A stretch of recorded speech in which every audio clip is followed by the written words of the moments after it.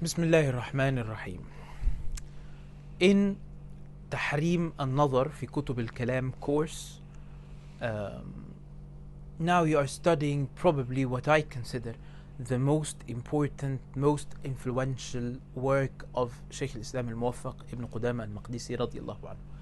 To the extent that when we finished the book, I wanted, and I still want, to celebrate finishing the book. I finished it maybe a year ago, and I want to hold like a gathering where we sit and celebrate finishing the book and Al-Insaf as well. So this is these two books, finishing these two books, like two important highlights of my let's say career. Yes. So this is in. There are other books by Ibn Qudama in Al-Aqaid. I will teach them eventually, inshallah. But if you want a curriculum or the shortest curriculum of Ibn Qudama, I mentioned 4 books in one video. Go back to it.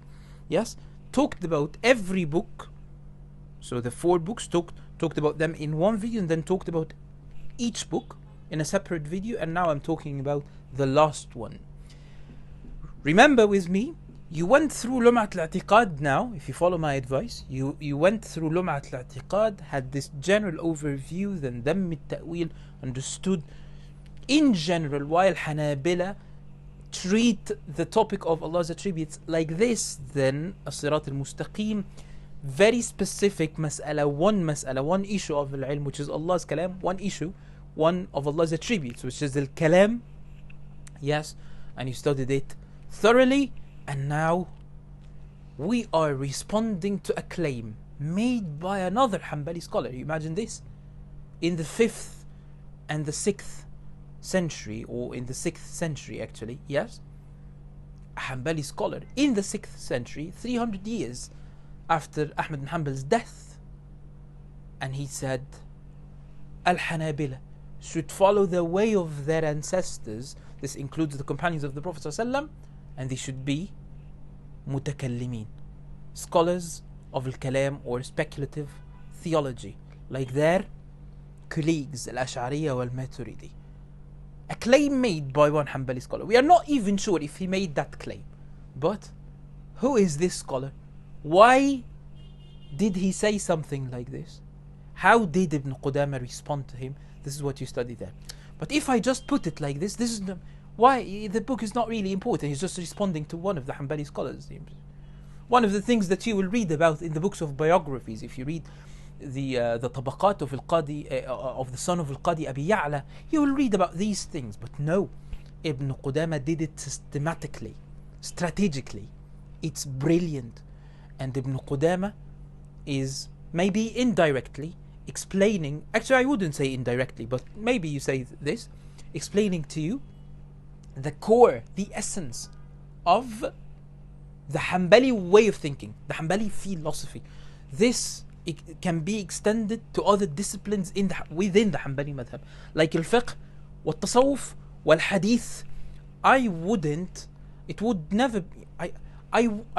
call it far-fetched if I tell you, and it extended to the study of grammar, Arabic grammar, and the study of Arabic morphology, and study of literature.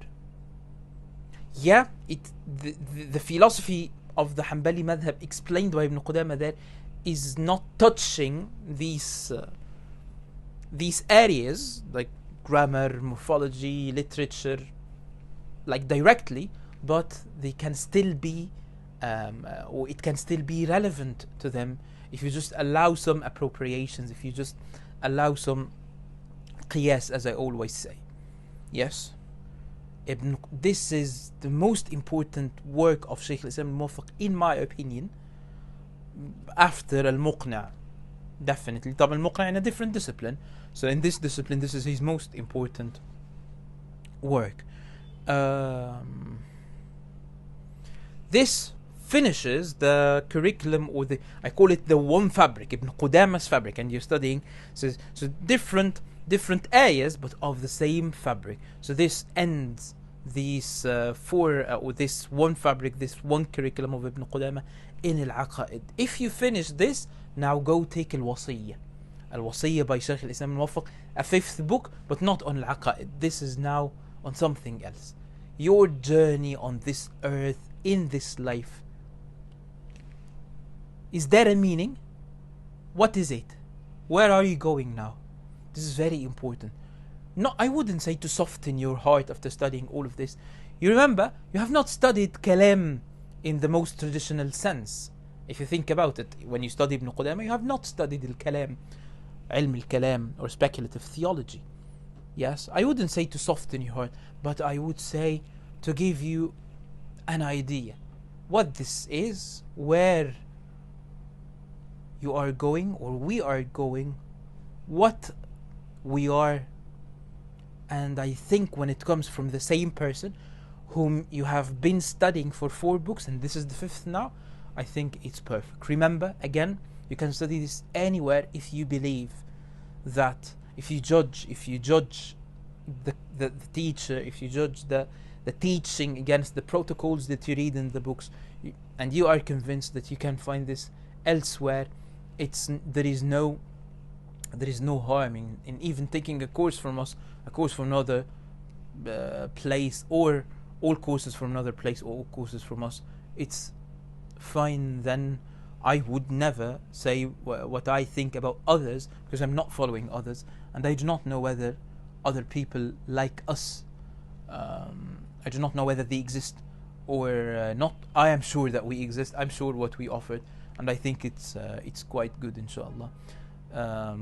Remember this, after taking the 4 courses, consider something else by Ibn Qudama, different topic now, which is al-wasiyyah, like his advice to you, especially after having a relatively deeper understanding on the subject of al-iman wal-aqaid.